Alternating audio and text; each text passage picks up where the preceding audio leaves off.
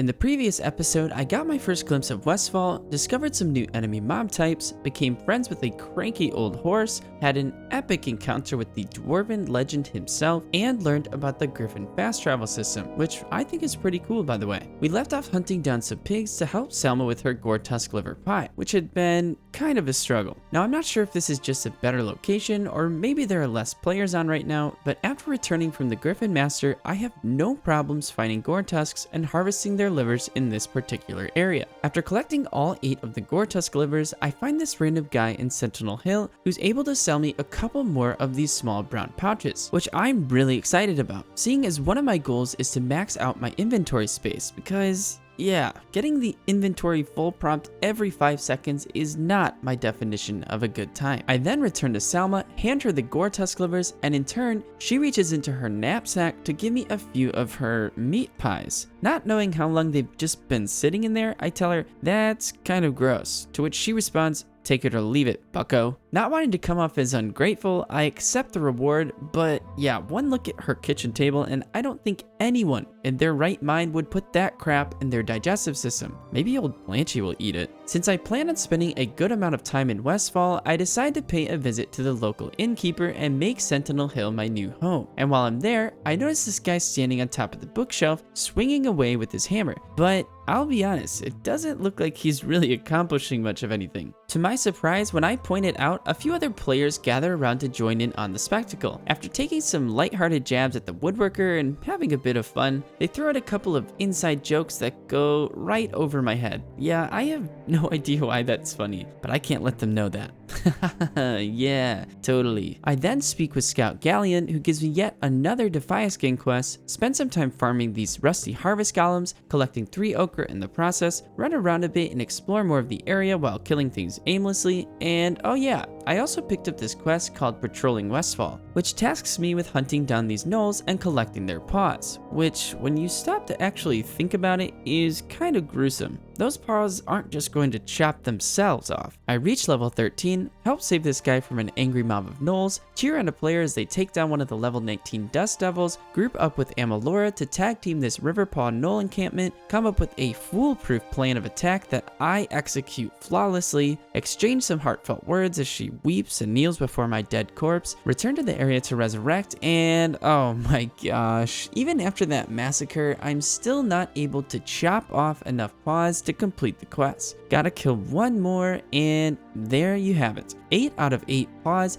successfully ripped off the carcasses of the dead gnolls. Awesome. After returning to the inn, I decide to take a quick little cat nap before returning in the quest and making a trip to Stormwind for some much needed upgrades. Many, and I mean many of you, have told me numerous times that I need a new weapon, but not just any old weapon, a wand. And from what I've been told, the best way to acquire one, at least at this point in the game, is to just buy one off of the auction house, which is World of Warcraft's economical system where players can buy and sell items to each other with in-game currency. After mulling through some of the different options, I go with one called the Lesser Magic Wand. So after making my purchase, I open my inventory to equip my new wand, and it's not there. Turns out, whenever you purchase an item from the auction house, it doesn't go directly into your backpack. Instead, it's sent to your mailbox, wherever that is. Oh, this guy's going to show me where it's at. That's nice of him. Yet again, the WoW community coming in clutch. I think he took some pity on me because after leading me to the mailbox, he randomly trades me my first gold coin. Hey,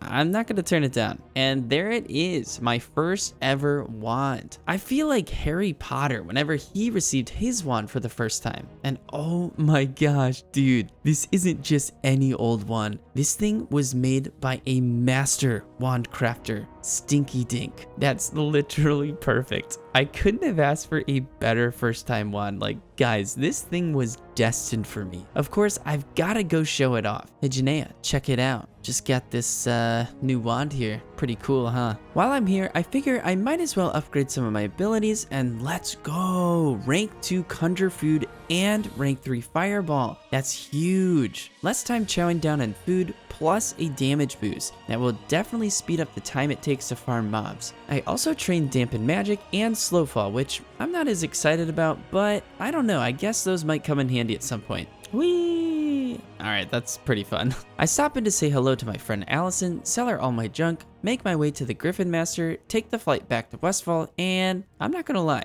with this new wand and all these ability upgrades, I'm kind of feeling myself right now. I think it's time to take on some big boy mobs, the Harvest Watchers. But first, I run into this guy named Father Bill, and I'm pretty sure that we were twins separated at birth because, man, we have strikingly similar hairlines. Alright, time to test out the wand and see what this bad boy can do. Oh, wait, the shoot action doesn't automatically switch to right click. It's still attached to the melee attack, and it won't let me bind it to right click. I'm gonna have to try and figure this out. This is one of the first times I actually looked up how to do something in Classic WoW, but I didn't really find any great answers, so I end up just binding the action button 1, which is my shoot action, to a mouse button. Oh well, it works. Alright, now it's time to test out this wand on, wait, what? Resist? Resist? What's happening? Are the Harvest Watchers immune to wand damage? Well, that sucks. Resist, resist, resist. Okay, even against other mob types, I'm not hitting any damage. So it's gotta be the wand. Am I doing something wrong? Gosh dang it, Stinky Dink. You crafted me a faulty wand. I then noticed something in the bottom left corner of my screen that says your skill in wands has increased, and it keeps going up almost every time I attack.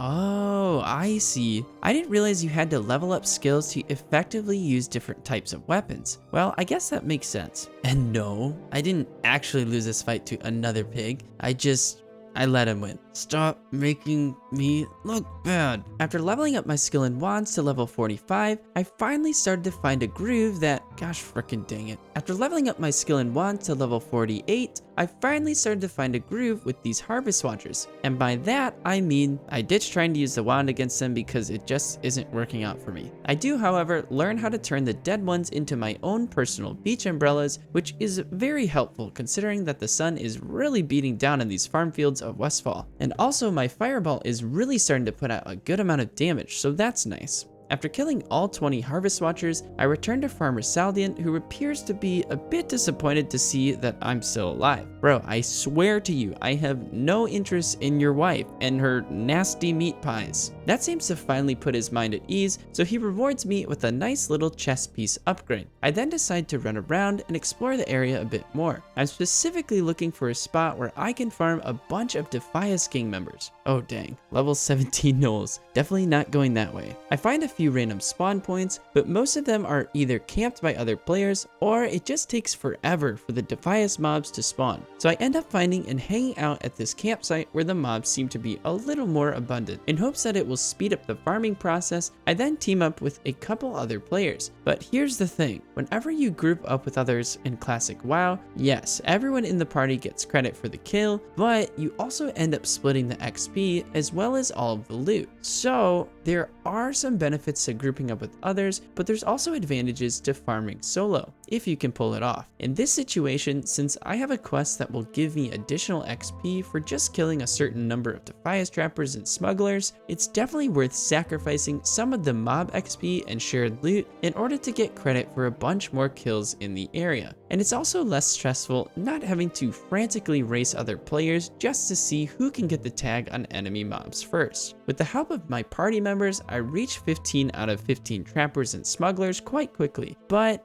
I'm not really getting any red leather bandanas since the loot is getting split between 5 people. So I head over to another spawn location where there's a lot less people and remind myself of something my father used to say to me all the time. Patience is a virtue. That's right, believe it or not, I forced my little ADHD brain to just sit there and wait around for enemy mobs to respawn. And finally, I received the 15th red leather bandana to complete the quest. I'd also like to note that I've been learning to use the polymorph ability more effectively. It's a very valuable skill to have, and it can be used in a variety of different ways. I've definitely been underutilizing it, but you'll start seeing me casting it more frequently as I continue to progress. After returning to Green's Stout Mantle and completing the quest, he immediately tacks on another one, explaining that the Defias gang has been spotted again, this time wreaking havoc at the Gold Coast Quarry, and the People's Militia needs my assistance once again to put a stop to their villainous affairs. I tell him there's literally nothing else I'd rather be doing than hunting down